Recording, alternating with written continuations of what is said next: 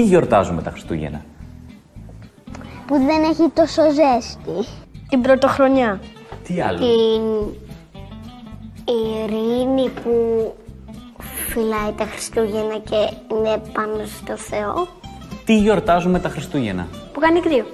Το τέλος του χρόνου. Τι Τη γιορτάζουμε? Σταύρωση του Χριστού. Τη Σταύρωση του Χριστού. Τέλεια. Και το Πάσχα? Τα αρνιά. Ποιος γεννήθηκε τα πρώτα Χριστούγεννα? Ο Άι Βασίλης. Ο Άι Βασίλης. Ο Άι Βασίλης. Ο Άι Βασίλης. Ο Παπαφλέσσας. Ο Θεός. Ο Άγγελος, ο Θεός, ο ουρανός, τα σύννεφα. Η Παναγία ποια είναι? Μία που ζει στην εκκλησία. Παναγία είναι η μητέρα του Χριστού? Όχι. Όχι.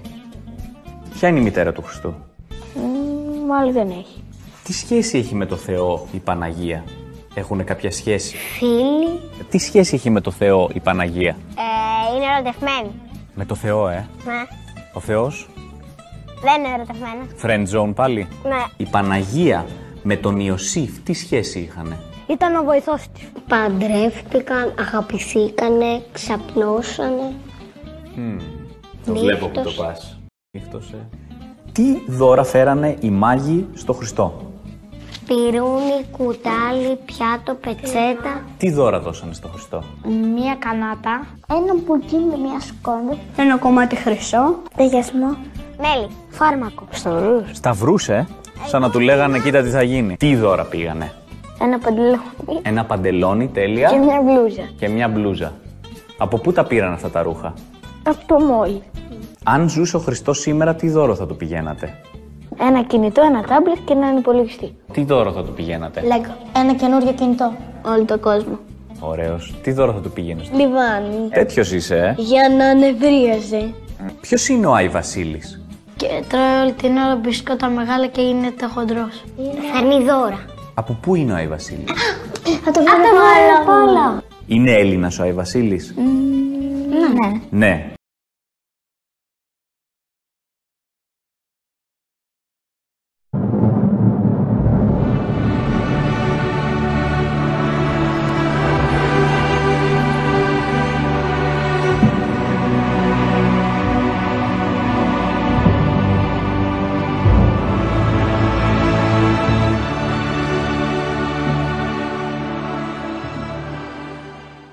The really big changes to American life, the profound ones that affect all of us forever, those changes almost always begin quietly with gentle pleas for tolerance. We'd like to do things a little differently, they tell you. We'd like to make a change to some custom or belief that people have been attached to for the last few thousand years. But don't be alarmed. It's not a big deal. You don't even need to participate. All we ask is that you let us live the way we want to live. That's always the pitch. And of course, you always agree to it. Why wouldn't you? Who could say no to that? Some guy down the street wants to wear a dress? Okay, fine. Live and let live. But it turns out that's never actually the deal. The guy down the street wears his dress, but after a while, that's not enough for him. He's still angry. And for some reason, he's angry with you. And that doesn't make sense because you're the person who had no problem with him wearing a dress in the first place. What did you do wrong?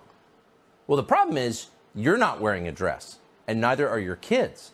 Your normal person clothes, the ones you've always worn, are suddenly immoral. You've got to change immediately. The dress guy's in charge now. Everybody's got to do his thing, the dress thing, or face punishment. That's how it goes. Be tolerant becomes show some respect, which evolves very quickly into bow down before us and lick our feet or else we'll hurt you.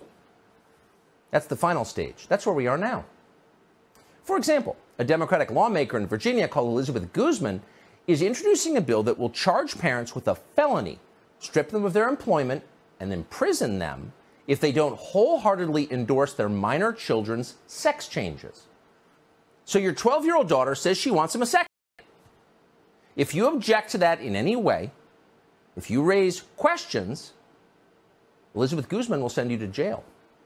Her bill would expand the state's definition of child abuse and neglect to include parents who do not affirm their child's gender identity or sexual orientation. There's an investigation also in place that is not only, from a social worker, but there's also a police investigation before we make the decision that there's going to be a CPS charge. You have to affirm your child's sex change, or else you're going to prison, and the state will raise your kids. It means less resistance from you. It means more powerful them.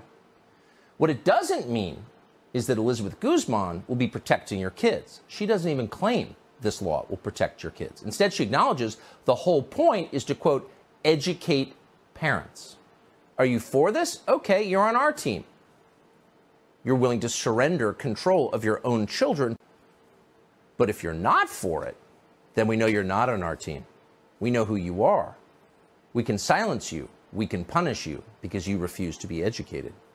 Here's a video from Boston Children's Hospital, which, like many hospitals in the United States at this point, under the Joe Biden administration, cuts the breasts off of minor girls for no medically justifiable reason. A good portion of children do know as early as seemingly from the womb. Kids know very, very early. So in the GEMS clinic, we see a variety of young children all the way down to ages 2 and 3, and usually up to the ages of 9. So that's Carrie McGregor. She's a psychologist. She works at Harvard. I wonder, how many children does Carrie McGregor have? Has she raised a lot of kids? Does she watch kids carefully? Does she know anything about kids?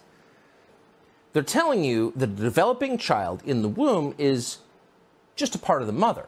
Therefore, you can abort that child at any time. It's like an appendectomy. But at the same time, that same cluster of cells, that fetus, can also be woke and ascribed to left liberal gender ideology, and you need to honor that. And if you resist it, they resort immediately to force. No questions allowed. Now, again, this is science. And the essence of science is relentless questioning about what you think you know is true. That is the scientific method. That's science itself. But it's no longer allowed. That's what they're telling you is gender affirming? No, it's mutilation, it's grotesque, it's destroying people's lives, children's lives.